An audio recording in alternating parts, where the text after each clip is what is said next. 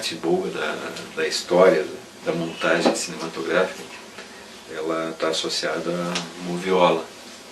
Eu comecei a montar com uma moviola bem mais simples do que essa, uma 16mm, com 2 pratos de imagem e 2 pratos de som. Era bem mais simples, a gente tinha que montar, trocava, por exemplo, a gente usava uma pista de ruído, depois outra de diálogos, outra com música, tinha que, cada vez, montava primeiro só o diálogo, tirava, montava só a música, tirava, montava só o ruído, era bem trabalhoso, mas a gente tinha um domínio da coisa. E, na verdade, o que mudou hoje é que os dispositivos eletrônicos, né, digital, copia aquilo que a gente fazia mecanicamente aqui.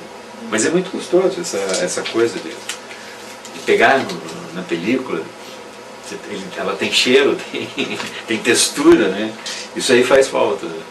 Parece que a gente se sente mais íntimo do filme trabalhando aqui do que numa ilha, numa fria ilha de edição.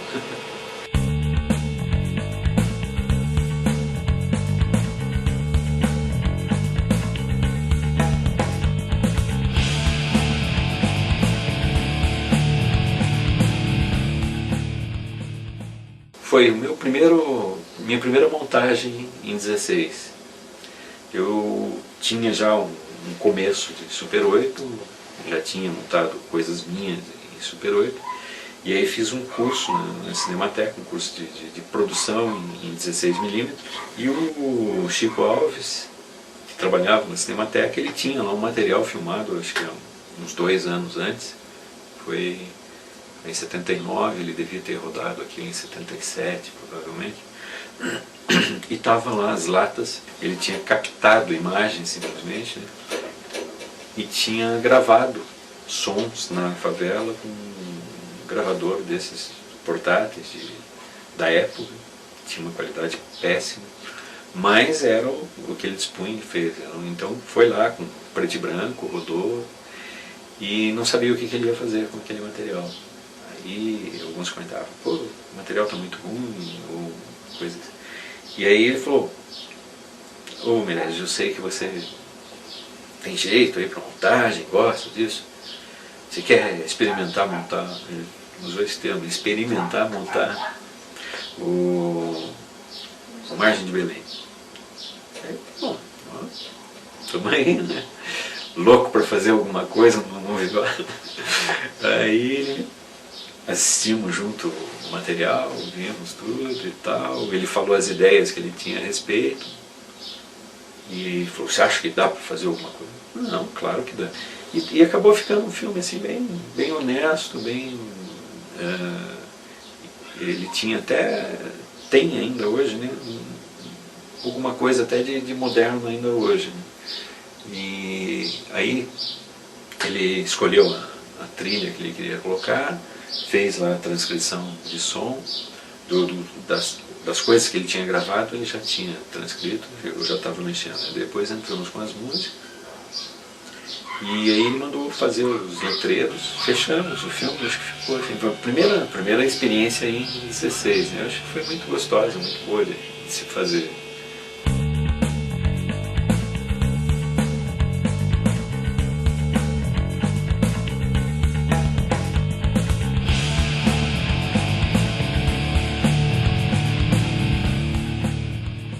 A gente tinha os recursos que existiam, né? Isso não se pode considerar dificuldade. Na verdade, não era dificuldade técnica, tinha a dificuldade que tem hoje ainda, que era de acesso aos recursos. Né? Então, se fazia sem grana nenhuma. Hoje é mais fácil fazer sem grana, porque essas câmeras digitais e os programas que tem hoje, qualquer um tem acesso muito mais fácil do que a gente tinha película. Né? Mas ainda hoje, se quiser fazer filme em película, também, com baixo custo, também faz. Né? Então a dificuldade era mais essa. Outra, que aqui em Curitiba não existia, como não existe ainda hoje, laboratórios. Né? Então, laboratório de filme os laboratórios de som também, eram São Paulo e Rio, como são ainda hoje.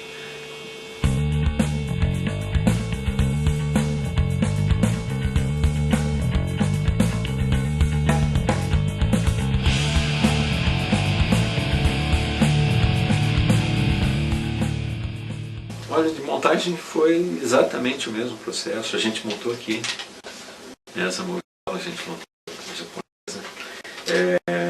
Era uma coisa pouco usual das pessoas.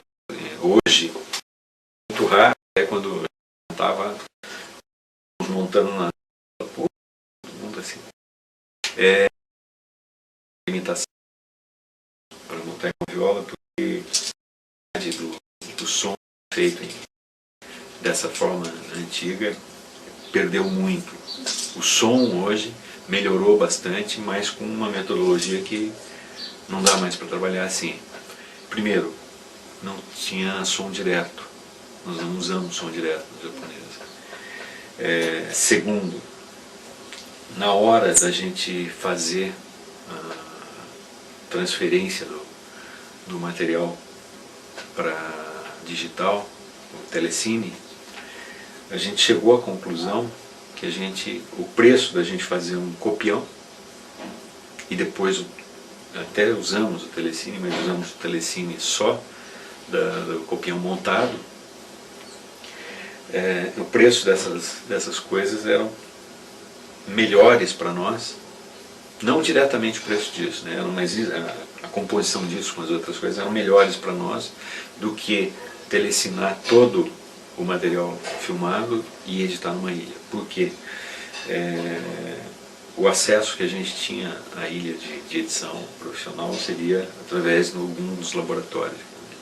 E a diária desses laboratórios para editar no Revit ou no Final Cut era muito alta. Então a gente somando as diárias que a gente teria de laboratório, mais os custos de telecinagem, etc., saía mais em conta a gente montar aqui.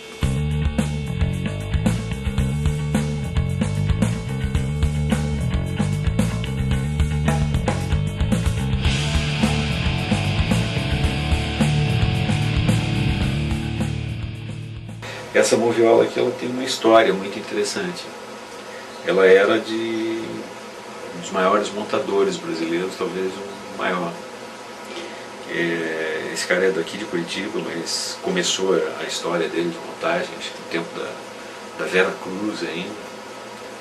E depois montou coisas na Boca do Lixo, montou em publicidade. E quase todos os filmes do Hector Babenco foram montados por ele.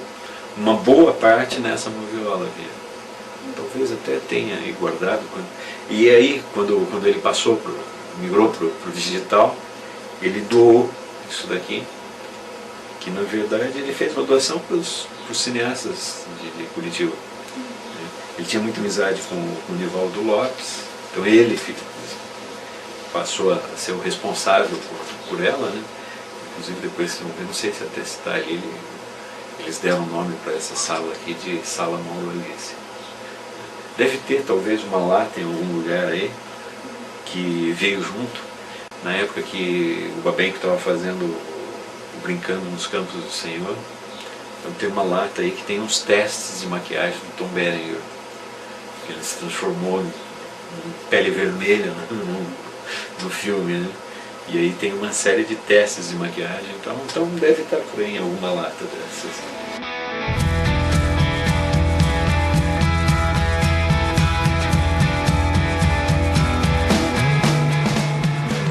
Isso aqui também é a fotografia do Alziro Barbosa, que trabalhou com a gente no Tocumento.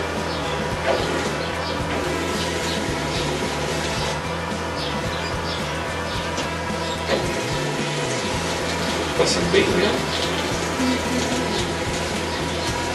Essa passada lenta permite que eu localize o ponto de corte. Então,